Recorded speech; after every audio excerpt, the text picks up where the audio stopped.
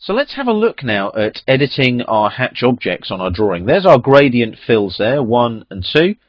Here's our crosshatch. As you can see, it highlights, and there's our solid fills. Now what I'm going to do is I'm going to edit this hatch pattern here, and I'm going to remove one of the boundaries. So let's double click on the hatch pattern as it highlights. And as you can see, it takes me into hatch edit. I've still got my gradient tab and my hatch tab.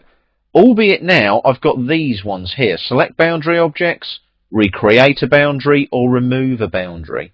So I'm going to remove a boundary on that particular hatch pattern. And the hatch boundaries now highlight. Can you see the dashed lines there? Those are all my hatch boundaries. Now there's a hatch boundary here.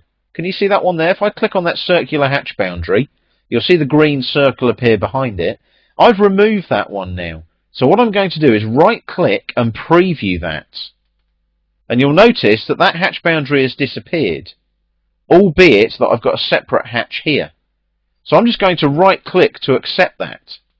And now if I click here on this solid fill, and then I'm going to erase that solid fill. Remember, these are separate hatches. So I hit the erase on the modify panel. And look, because I've removed that hatch boundary, can you see it's gone over that circle?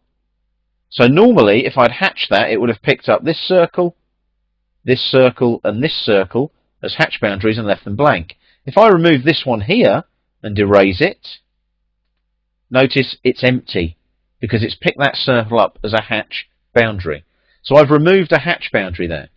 Now, if I want to add a hatch boundary and recreate that and make sure that that hatch doesn't go into that circle, I've got to double click on the hatch again, and in hatch edit now, it prompts me to remove a boundary or recreate a boundary. So if I click on recreate a boundary now, can you see there? The type of boundary object I want is either a region or a polyline. I'll select polyline, reassociate hatch with new boundary. I'm going to say yes to that, like so, and press enter. Now, watch what happens. If I OK that, nothing changes. Let's just do something slightly different. Look. It's recreated the boundary with a polyline. If I move that now, you'll see that it's added a new boundary. Can you see that? There's my original lines that formed the boundary. It's created a hatch boundary with a polyline as its boundary. So that's recreate boundary. I'll just delete that now. I don't need that. And if I click on here and do an erase, watch. Only one hatch, but two boundaries. So I'll undo that now. Okay, how do I get this to hatch properly? Well, the simple solution here, what I would do is I would actually remove this. Remove another hatch boundary. There's a hatch boundary there, can you see it?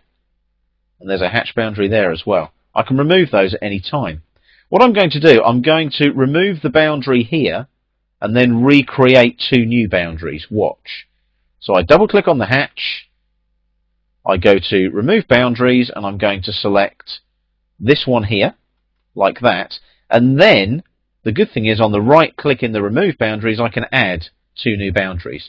So if I pick an internal point, or if I right click and select objects, that'll be easier. Circle and circle.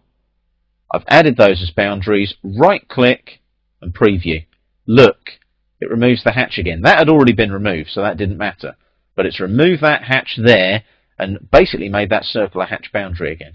So if I right click to accept, job done. That's editing my hatch objects. Other easy edits you can make, change the hatch pattern. Just double click, select a new pattern here. Let's go for ANSI 33.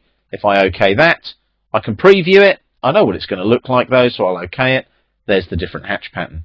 So it's very easy to do. This one's a solid fill, so if I double click on that one, maybe change that to ANSI 31 and OK that, you'll see it's a different hatch pattern. Again, it's not a solid fill anymore.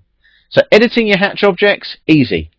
Highlight the hatch pattern or the solid fill, double click, and there's hatch edit like so. You can do the same with gradient fills. I'll just cancel that. If I highlight this, double click, it takes me into gradient fills. Same commands available to you. So you can do it with gradient fills as well.